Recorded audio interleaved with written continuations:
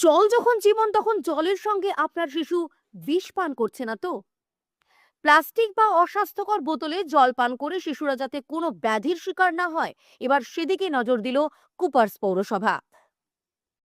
আমি স্কুলগুলোতে গিয়ে দেখেছি যে প্লাস্টিকের বোতলে জল খায়, কোনো বোতলগুলো লাল হয়ে আছে, কোনো বোতলগুলো নিচগুলো কালো হয়ে আছে। ব্যাকটেরিয়া মুক্ত পানীয় জল না পায় তাহলে ছাত্রের তার মনোযোগ পড়াশোনার ক্ষেত্রে কমে, তার মাথা ঘোরাতে পারে, তার শরীরে যে কোনো সময় ব্যাধি আক্রমণ করতে পারে। সূত্রের খবর, রানাঘাটের কুপার্স ক্যাম্প নোটিফাইড পুরসভা এলাকার সমস্ত প্রাইমারি স্কুল ও কুপার্স ক্যাম্প হাই স্কুলের সমস্ত পড়ুয়াদের মধ্যে স্বাস্থ্যসম্মত স্টিলের জল খাওয়ার বোতল প্রদান করা হয়।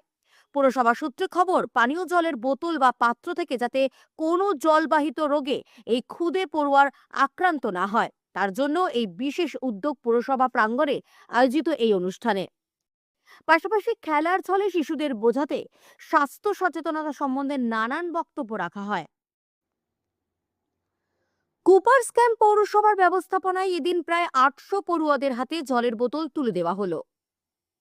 এ বিষয়ে পৌরসভার প্রশাসক দিলীপ দাস জানান, কুপার্স পৌর এলাকার প্রশাসক হিসেবে দায়িত্ব নেওয়ার পরে শুধু রাস্তা ড্রেন নয়, স্বাস্থ্য শিক্ষার উপরে একটা আলাদা করে আমরা ভাবতে শুরু করেছি। তার পদক্ষেপ হিসাবে 6টা বিদ্যালয়কে নিয়ে আমরা একটা পরিকল্পনা তৈরি করেছিলাম। মাস্টারমশাইদেরও সেখানে সহযোগিতা আছে।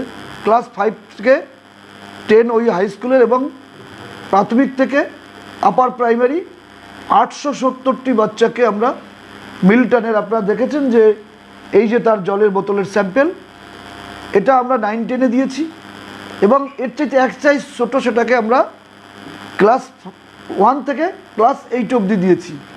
ব্যাকটেরিয়া মুক্ত পানীয় জল না পায় তাহলে ছাত্রের তার মনোযোগ পড়াশোনার ক্ষেত্রে কমে, তার মাথা ঘোরাতে পারে, তার শরীরে যে কোনো সময় ব্যাধি আক্রমণ করতে পারে, তার মানে তার জীবন সুরক্ষিত হবে না।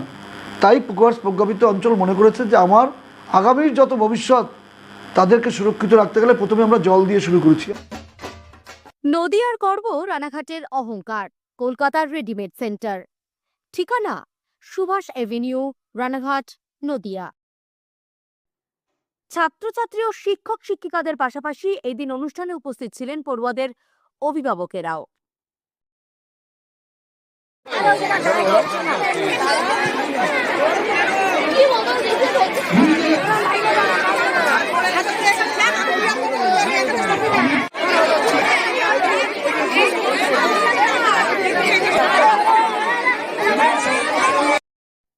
ব্যুরো রিপোর্ট, বর্তমান ভারত।